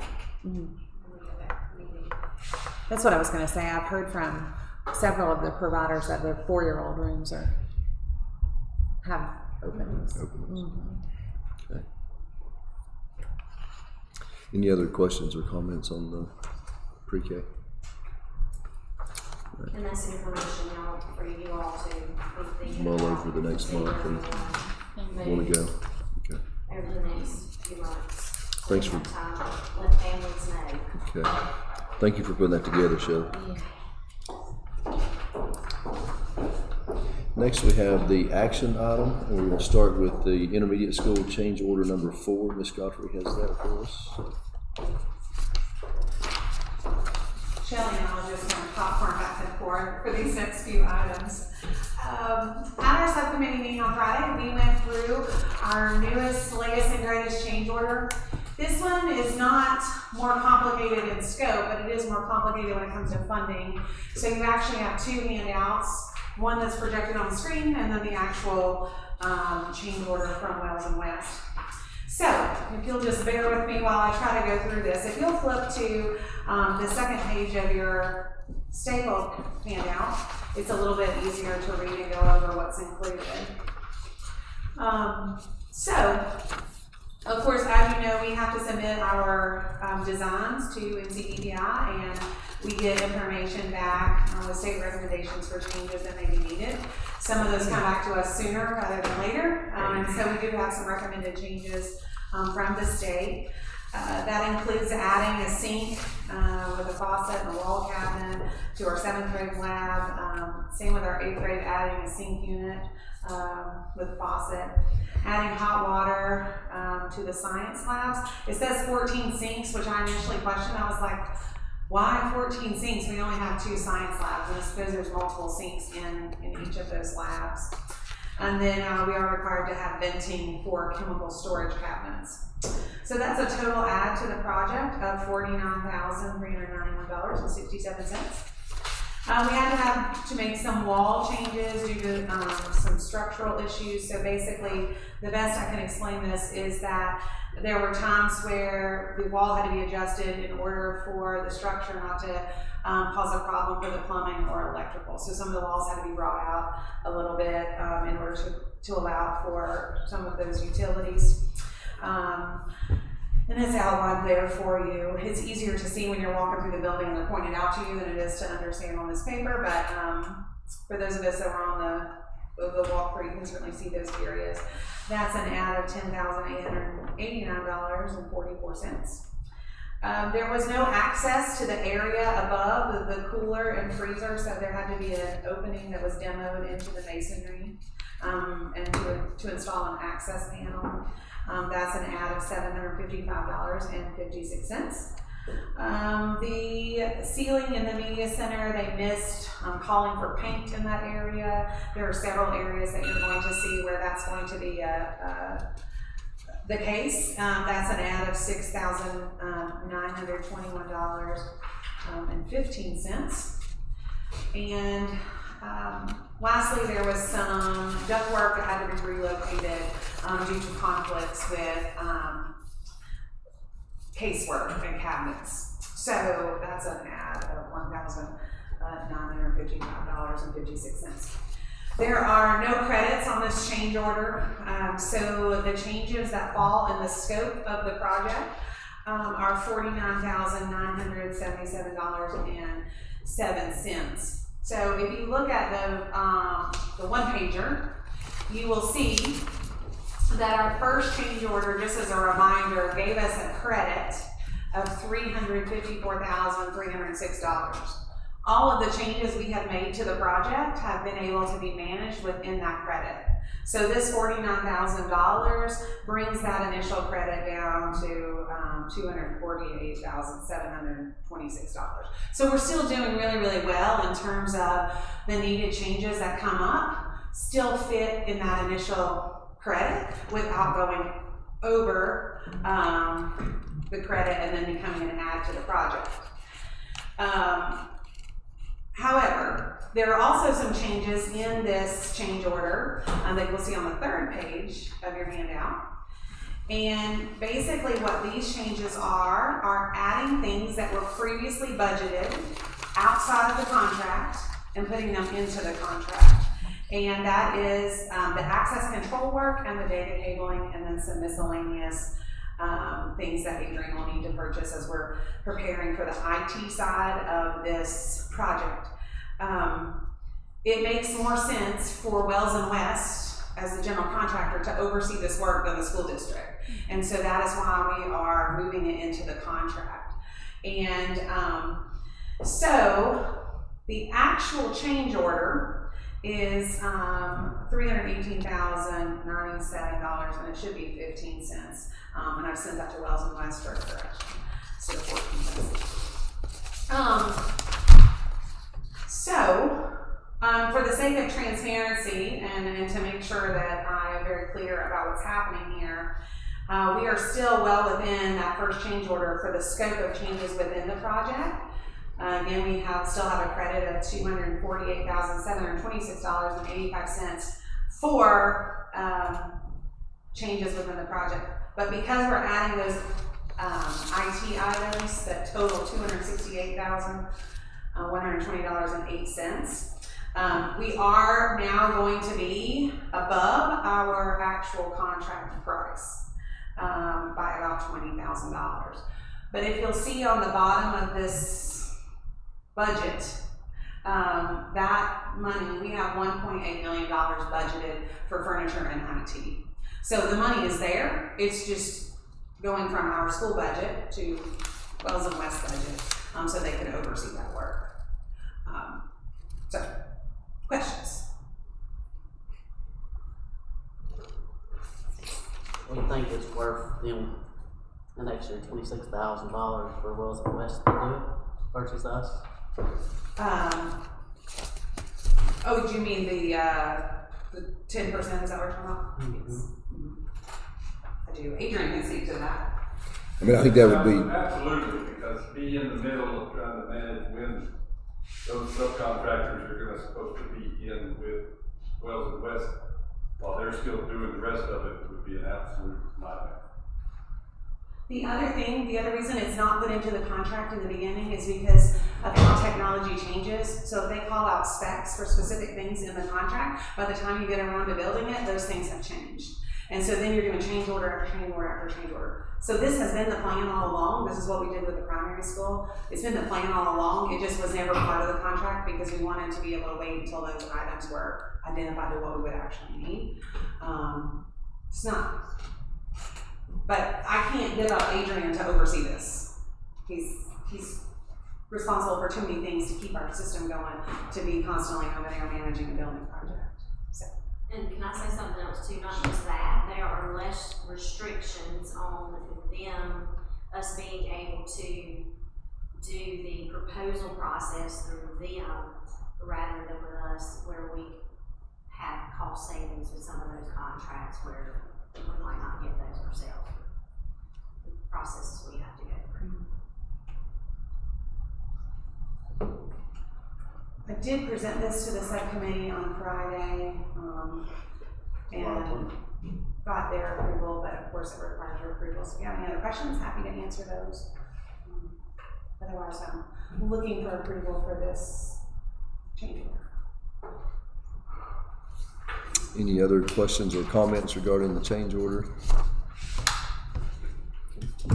So just so I'm clear, just basically, Ms. Godfrey, that page 3, yes, we have that budgeted and we're just bringing it in to the Wells and West domain, basically.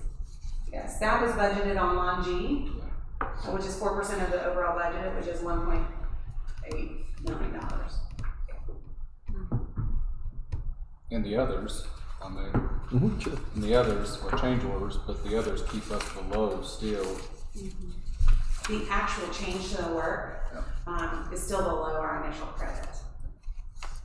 Even if you look at that change, we're just now 14 quarters in and we've spent about $100,000. There are some more changes coming. There was, we talked about this in the subcommittee meeting, when these plans were made, there was one big art area for elementary, middle school, and high school art with no wall between it. And I said, I really don't think that's a good idea. I don't think we need 3rd graders with 12th graders. I think that is hard in terms of noise and space and management. So we are going to be putting a wall there. That's going to be an additional cost. But again, we've got money to work with to do those things that come up. There is, again, some other places they've left off paint that will be added. So we're just getting started. Your number 3 is off. Change order 3. See that? No, what's wrong with that? Oh, yeah. 52 minus 3 is 49. 54. This deduction is credit? Even if you add it, it's 55. Okay, I'll check it. These numbers were sent to me by LS3B. Check.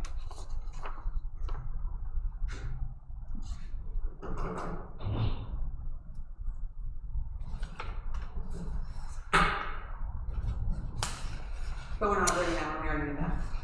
We're on number 4. That's like a $6 grand swing right there. Oh, what? It's like a $6 grand swing on 30 on that spreadsheet. Okay.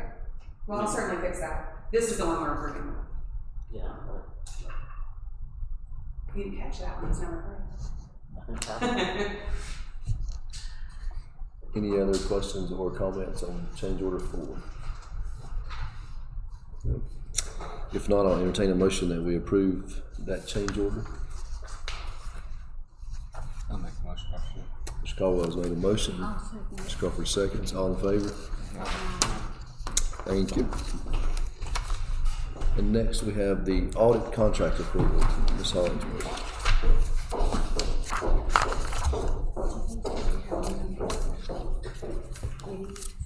Okay, I did go ahead and put the audit contract in the board folder for you all to approve.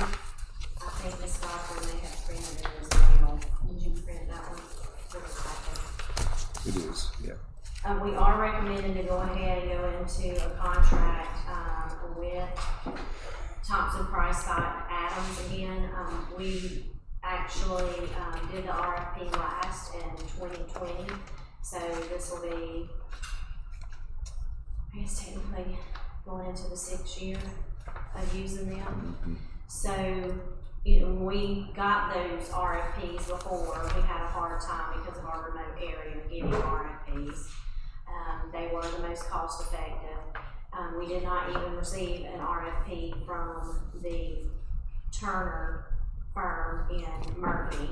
And they also are doing our county at this point in time, so I just don't really feel like that's a good idea to reach out to them when they're doing the county audit. And having them do ours as well. It's kind of good to have two different audit firms working on those audits. There is an increase in price over last year. It's $1,250. And that increase in the contract price is due to a new accounting standard, which is called GASB 103. If anybody wants to look that up and see what all those changes are, that takes effect with this upcoming 2026 audit.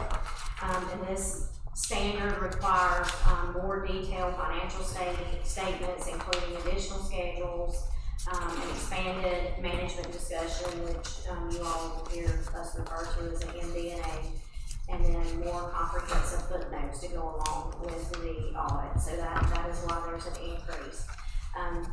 The auditors have to spend more time preparing and documenting those financial statements, and then added time and complexity on why the increase is reflected in the price. And not always, just so you know, it requires a lot more work for them, but it also requires a lot more work in the finance office as well. So I am recommending that we use them again. He did, Mr. Thompson did guarantee that he will come on site next year to do his presentation, so we don't have to worry about technology issues when he does the presentation for the upcoming year. Which I feel like we've just finished, and then we've got to start Start all over again. Yeah. But we recommend approval. So you've heard Shelley's recommendation that we approve the audit contract. Is there any questions or comments about that? Did they do extra work to add another $4,000? No, it's up $1,250 over last year. They're just breaking down two components of the audit. That's not additional from last year. So 21,750, and then let's see, The 4,000 financial 4,000. adds up to 25,750, and that total is $1,250 more than the previous year. That $4,000 is always there separate, because that is what they charge for the financial statement preparation in addition to the audit fee. So it's really 29 what they're getting? They're getting. I'm trying to understand, because you're saying now it's 4,000 more. No, 21,750 plus 4,000 for a total amount not to exceed 25,750. Okay, gotcha. But in total, it's only an increase of 1,250 over last year.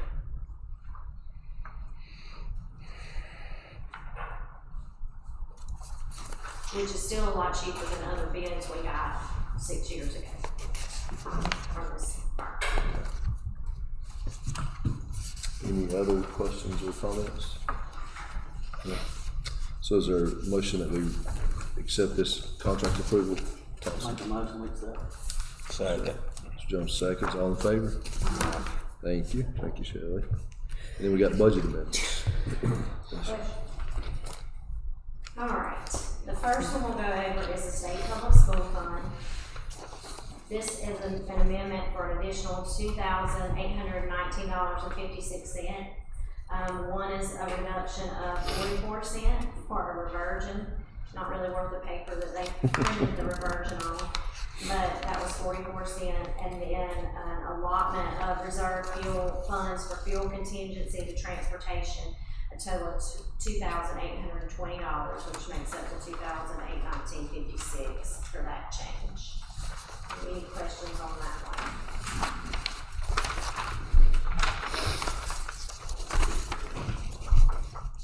So on the local current expense fund,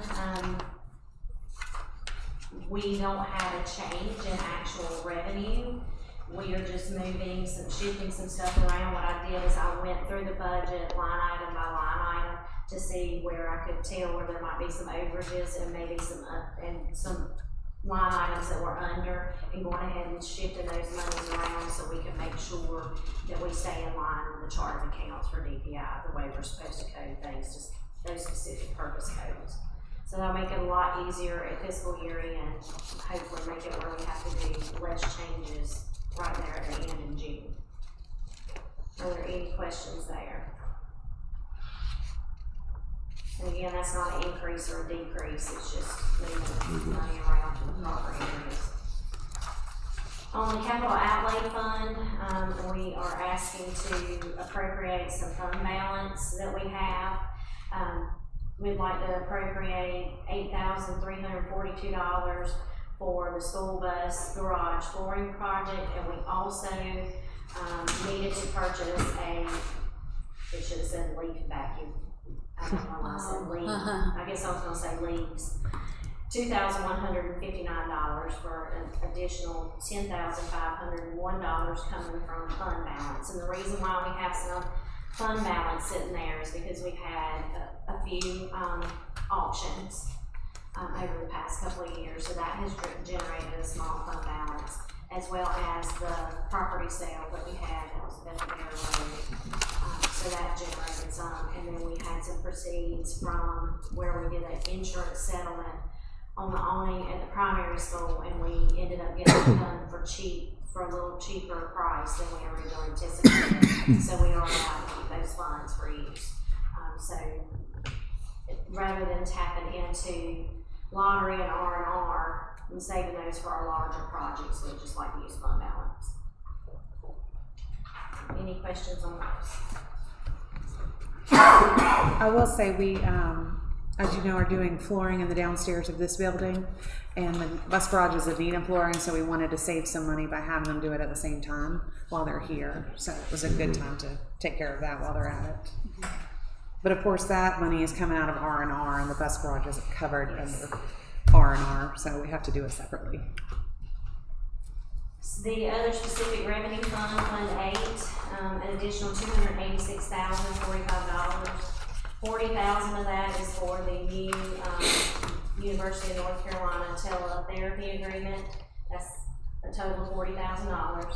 NC pre-K tuition, we've already talked about, and we're going ahead and getting that on the books to budget, so when we get ready to do reclass overages from the NC pre-K funds, I've got it budgeted to move those expenses there to use those monies. And then we did get notification that they are settling up on numerous claims that are still outstanding for the 24-25 school year, as well as audit settlements for 2021 through 2024, and that's for the Medicaid administrative claiming. And again, those funds work a lot like indirect costs. We do try to prioritize those funds to use for EC, but it also helps with other deficits in other areas. So I don't want anyone to think that's like new money. These monies are already committed to help offset deficits in other funds. So that's an additional $221,445. We get those yearly. We fill out the reports quarterly. They usually get pretty far behind in those reimbursements, so they are trying to catch those up from 24-25, and then we also have to provide annually what they send us is it's like an annual audit that we have to do to show what we've submitted quarterly based on what actually hit the books at the end of the year, because a lot of times there can be journal entries at the end of the year that take place that changes some of those quarterly totals. So they audit that, and if they owe us money in the end, then they send us money. Typically we get money back for those audits, and they owe us those settlements for 21, 22, 23, and 24. So that's all of that's what makes up the $221,445. Are there questions on the Fund 8? Those are all of them. Very good. Any questions or comments on budget amendments? There's a lot of I'll entertain a motion that we approve those. Make a motion, we approve. Mr. Jones has a motion. Josh seconds. All in favor? Thank you. Thank you, Shelley. And then I don't have a presentation. Do you want me to go up there, or do you want me to sit here and talk? you can just sit here and talk. That's Okay. fine. Yeah. Unless you want to go back over there. No. No, it's I don't fine. have anything really. Okay. I wanted to speak with you all and give you an update on the West Cherry Road property. last month we had discussed moving forward with a resolution that would declare that property surplus and allow us to either offer that to the county or sell that property. And so over the last month, we've had several conversations. Dr. Shook and I met with a local realtor. We went and met with the property owners who had initially inquired about this, and we spent some time talking with our board attorney. At our last meeting, we decided that we were going to pass a resolution that would allow us to sell those top two together and then the bottom three individually. In order for us to sell those top two to the interested party, we would have to use one method of selling the property, and then a separate method for the bottom where you don't have an offer. So it just kind of gets a little bit complicated when you're doing two different methods. It would be two different resolutions and be a little bit harder to navigate. In addition, if someone makes an offer to us, then we have to publish that in the paper, and we have to give 10 days for an upset bid. And that process can go on for months and months, because when you're talking about, say, $15,000, there's a minimum that they can increase, and I think it would be about $150 to $200. I think it's 10% plus $50. So we're talking $200, you know, and then someone offers $200 more, and then you just go back and forth for a long time. And so, looking at all of the factors that have been thrown out between the realtor and the board attorney, and also just speaking with the property owners about what their intent is as far as making an offer, we feel, the board attorney and I feel it would be in our best interest to sell those properties individually, do them all the same way, so for the ease of how we manage it, and do a sealed bid. So when you do sealed bids, once you open those, the board will make a decision as to whether or not they want to accept those or reject those. And you don't have to, or you can, and so the power all lies with the board and what they do with that, but then you don't have to do the upset bid period, and so there you can do it a little bit faster, a little bit more efficient, and it still gives those property owners that were interested in purchasing the option to bid on the property. My recommendation would be that we consider an amendment to what we previously decided and do all 5 of those lots individually through a sealed bid method. And I think that's going to cause a lot less work for the board in terms of running ads in the newspaper and, you know, dragging it out for months on end. That money, any money that we generate, will go into capital outlay, and we do have some capital outlay projects we want to do. And so sooner is better than dragging it out for months at a time. So that is the recommendation that I have for you all to consider, which would just be amending our previous recommendation. And then in May, you would have a resolution for that we would officially sign and get the ball rolling. But knowing what I know now, I think it would be worth mentioning to you all that I think there might be a better, more efficient way for us to handle that. Any questions, comments? Are we allowed to do an auction, like a public auction? Would that not make it quicker than doing the private sealed bid? It would be quicker, it would be more expensive, because then you have to pay for the services to auction it off. That was what our board attorney shared, was you can certainly do that, and if that's what the board wants to do, we can certainly do it. It would make it quicker. I think it's a little more involved on the school district's part to do it that way, and then you have to pay the auctioneer for their services, which will cut into what you're profiting. 20%, some of that, probably. I don't know. I was thinking of one guy that auctioned, but I didn't think he might be that expensive for us. So. If you do the sealed bid option, then there's no cost to the district other than it has to be advertised for 30 days. And so that's the only expense to the district. You also can set a minimum bid, which the recommendation from the local realtor is to set that minimum bid at $15,000 per lot. And once those bids come in, the board has the discretion to accept an offer or not. irregardless of whether it meets the minimum bid or not. You have to advertise on every bid, or is it just one, and then they You just have go, to- and then they just go back and forth? No. With sealed bid, you don't have to do that. So no, you just advertise once. You advertise that you're selling, Right, and then you have to advertise it for 30 days. and that's it. And that's it. When you open them, you make a decision. We're going to sell or we're not going to sell. What percentage does the realtor get out of this? There's no realtor involved. This realtor was just giving us kind of a fair market assessment, but we would not be using a realtor. So, Okay. the school board is not allowed to list property with a realtor. We have to use one of these other methods. Yeah. I've learned a lot. Basically have to just advertise it, Advertise. that it's surplus and that we're putting it up for bid. We can't go to whoever, Sonia Silver Realty or whoever and list it with anybody. But then, like, once we open them, somebody has so many days to upset it. No? I think with a sealed bid, there's not an upset process. That's only a negotiated offer, which is what we initially decided we were going to do for those top 2 lots because we had somebody interested. But that's when you have to do the advertisements and do the upset bids. And So you have to run it again, yeah. the sealed bid is just you open it and you make a decision. And even if it meets the minimum bid, we don't have to accept it unless we want to. So, But I did ask about a live auction, and that's certainly a consideration too. He just said you have to consider that that's going to eat into the money that you're making, having to pay an auctioneer. You also have to advertise for the 30 days for the auction too. You do. So like it's not gonna cut back on time. Yeah.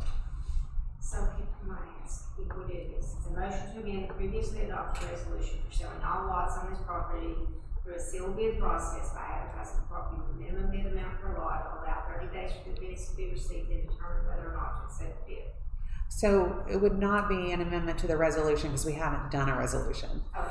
It would be an amendment to what the resolution would include once it's approved. Last month, we decided to move forward with developing a resolution that included those things, but this would change what that resolution is going to include. So just motion to amend the resolution. Mm-hmm. Okay. Just want to make sure I get all that. Yeah. Any other questions, comments? Will we have like get a survey or like a septic test or anything? So we do you sell the property as is.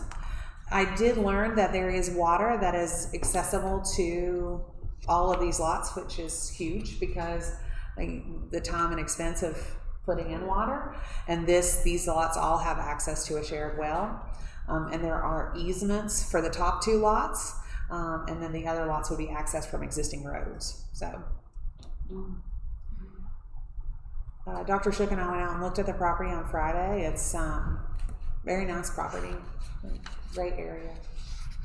Be And great property for somebody. And it's fairly few restrictions there. I think 1,000 square foot That's minimum. fairly what? Limited restrictions. I think 1,000 square foot minimum home. It's 2.5 miles from Tankham, I guess. I mean, there's just not many lots like that around. So I think it'll be something that will generate some interest and hopefully some capital outlay money for it. Not real steep. Good access. You were going to say something? No? No? Okay. Any other? Got a buyer. Do what? Sounds like we I'm got just a good salesman, Josh. A good salesman. Tell you all the good things about it. Very I good. don't need any. So the recommendation is that we, I guess, amend last month's recommendation to do a resolution to make it all 5 lots individually as opposed to 2 lots and 3 lots as 2 separate pieces. So, I'll make that. As a sealed bid. and there's a sealed bid process. Yeah. I'll make that. I'm not gonna repeat all that. Okay. So Ms. Crawford has a motion that we amend that. Mr. Caldwell seconds. All in favor? All righty. Thank you. And then next we have R&R contracts. Shelley, last time, hopefully, right? Getting closer. Okay, we do have a recommendation for a boiler replacement contract approval. We are recommending that the board approve entering into a contract with Woodard Heating and Cooling in Hazel for the replacement of 5 boilers across the campus for $202,588. This would be 1 at the middle school gym, one at the vocational building, one at the high school, and 2 at the elementary school. We did make efforts to get quotes as we needed to. Woodard did provide a complete quote for all of those. Bolton only provided a partial quote for the 2 at the elementary school and 1 at the high school, and we have been unable to obtain the additional quotes for the other areas, for the middle school and the vocational building, but they were at $176,963. We did make multiple attempts with some other vendors to try to get a 3rd quote, but because of our area and distance and licenses across states, we were unable to secure that 3rd bid. Bolton's partial quote, of course, is a lower cost for just 3 units, but it doesn't include the 2 remaining boilers on campus that we want to replace. So, based on their pricing provided, I think we can conclude that obtaining even an additional quote for them, even if we wait that out, it's going to exceed what Woodard has quoted. So we are going ahead and recommending that we go with Woodard for $202,588, and these would be from R&R funds. I also want to mention that one of the reasons we don't want to wait on Bolton is that we've already been waiting for months and months, but also because we have some buildings that have dual boilers, and so those could be replaced during the school year. We have other areas where there's just one, and so summer really is the time to get that work done. Mr. Livers was checking on lead times because, as we know, it took a really long time to get the chiller here. I didn't hear an update on that as to what he thought was the I don't think that it was going to be as long as what was going on with the chiller, but there is several weeks lead time on placing the order and getting the part, so you're looking at 3 or 4 weeks. So if they're going to start this summer to replace the ones that are singles before getting to the ones that have backup boilers, then we'll have to get started about as soon as we get out of school, so we need to go ahead and get more. So all 5 of these boilers are out? They're not out, Are they crippled? Yes, they continue to need a lot of repair to keep them operational. We're spending a lot of our R&R funds to keep them up and running when they need to be replaced.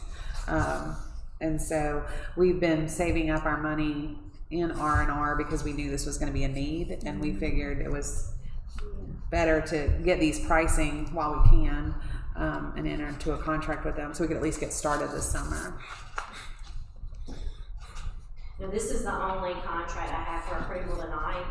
We had hoped that we were going to have another one for the elevator in the high school gym as well, but after reviewing the updated pricing that they sent just for the replacement of the elevator, then the need for a general contractor to do other work associated with the install of the elevator, we want to look at some more options as far as general contractors that we might can use that's cheaper than the ones that they are providing a quote for to go along with their quote for the equipment.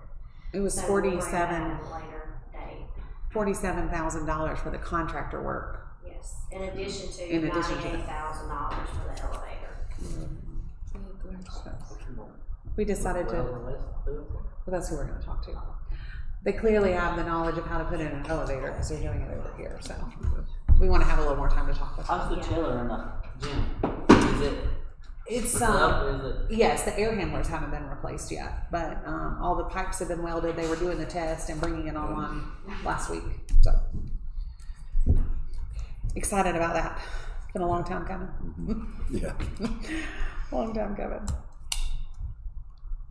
So you have the Somebody local. It is local. I'm so happy. We are too. We like to go local when we can. Sometimes it just doesn't happen. any other questions or comments on the boiler on our folks? Josh has jokes. I'm just thankful we're replacing those boilers. Yeah. I feel like they've just been hobbling along. Patched We have- and Yeah, patched. patched.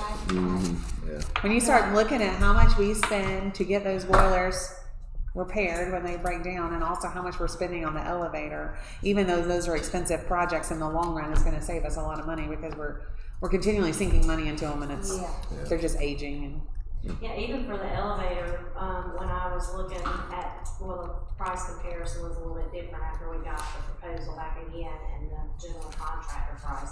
But we have been, over the past few years, we've sunk probably $55,000 just in keeping the elevator operation over a 5-year period. And we have to keep that elevator operational because it's how our students with mobility issues access the high school gym floor.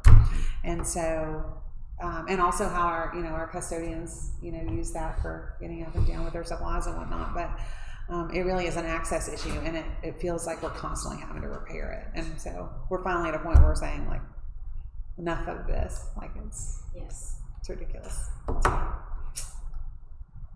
So we have the recommendation for the boilers replacement. Is there a motion? Make a motion, we approve. Mr. Ash has a motion. Mr. Jones seconds. All in favor? Thank you. Thank you, Shelley. Next, we have the consent agenda. We have the policies there to approve. All of those with the asterisk, remember there's a note there that these policies are just legal reference changes or footnote changes. The retirement policy is the only one that had actual changes, and then the board minutes from March the 23rd regular session. And there's information, sorry. Is there a motion that we approve the consent agenda? Make a motion, we approve. Mr. Ash. I'll second. Ms. Crawford seconds. All in favor? Alrighty. And then the information agenda there, just policies for first read, 3400 and 4120. Any other questions or comments from the board? Remarks? Danny? No. I do want to mention, I did mention this when you announced the next board meeting. It is early next month because of Memorial Day. So it will be the third Monday next month. I didn't think about that. Sorry. I didn't mention that. Very good. Well, I'll entertain a motion that we go into closed session. I make a motion we go into closed session. Is there a second? We've drug on for 2 hours. All in favor? Aye. Thank you all for attending. Appreciate